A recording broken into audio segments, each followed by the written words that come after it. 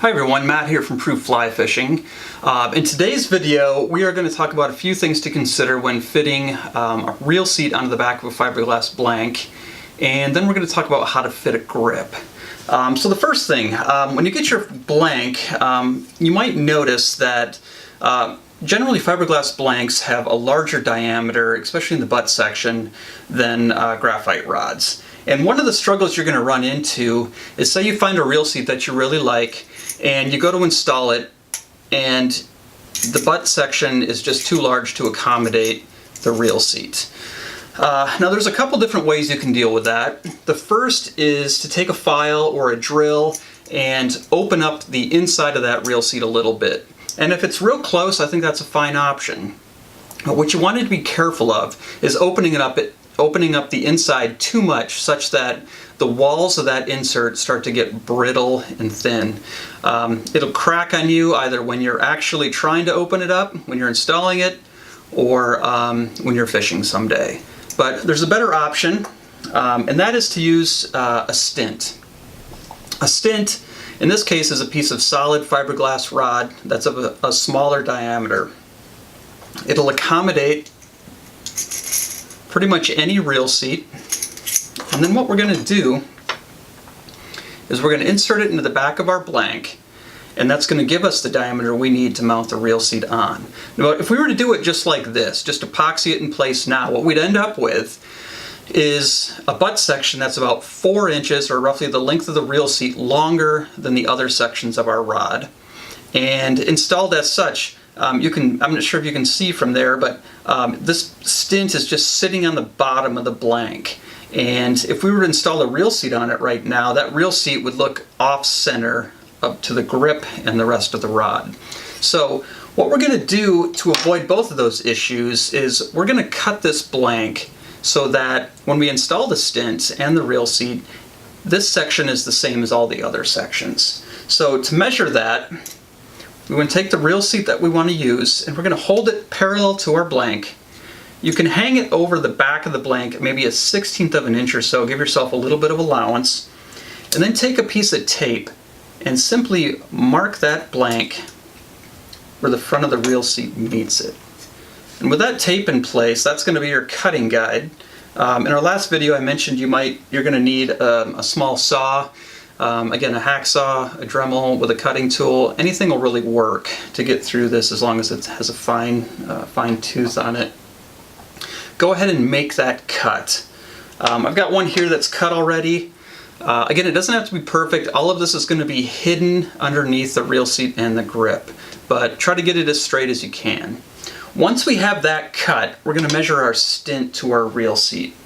So we're going to take our reel seat again, we're going to take our stint, and we're going to hold them up to each other.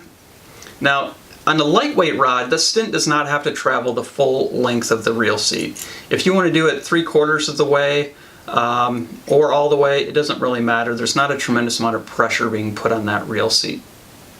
But once you have it measured, again, give yourself about a 1/16 of an inch leeway in the back, and then take a piece of tape and simply mark the front of that reel seat.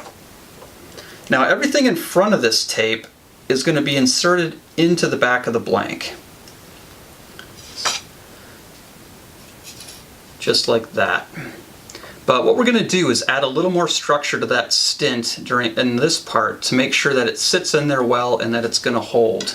So we're going to take additional pieces of tape and spacing them about 1/8 of an inch apart, we're just going to wrap and create these little dams.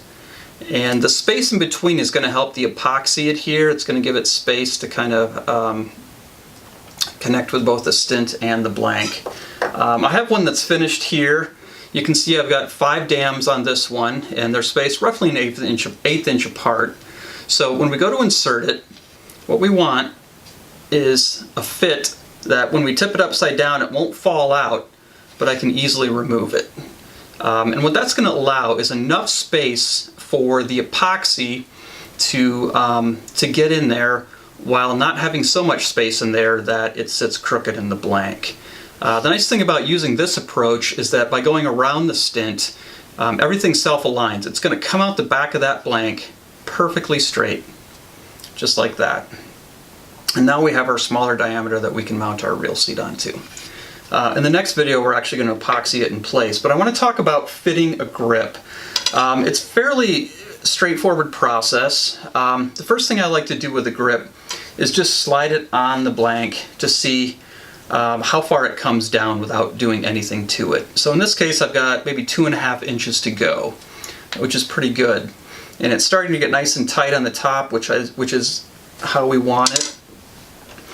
When you open up a grip, we're going to use our rat tail file. Always start from the bottom. If I don't have to, I try not to touch the front of the grip at all because I like it to be really tight on the front so that it just looks nice and it's easier to get the thread to look good at the front when that's the case. So in the back, what we're going to do, we're going to insert our file 3/4 of the way up. And then we're going to do 2 or 3 passes and then rotate the grip in our hand, maybe a 1/4 turn, 2 or 3 passes again, rotate 2 or 3 passes, and that's going to be our pattern. What that's going to do is help us maintain a centered opening in the back. So 3 and then rotate.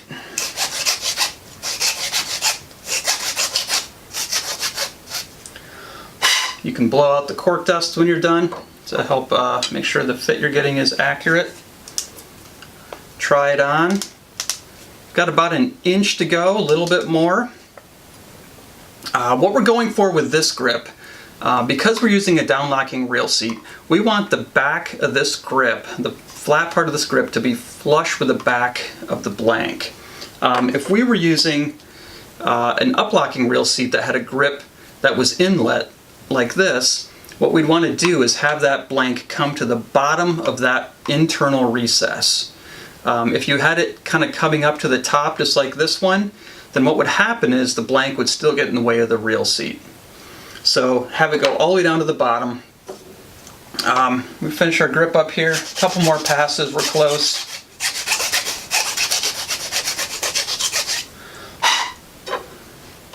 Try it on again.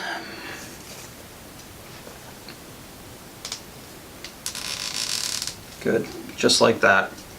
The grip's coming perfectly flush with the back end. If your cut's less than perfect, if it's off a little bit, go ahead and recess that under the grip just a little bit, and that'll help your reel seat get a good, nice, smooth transition.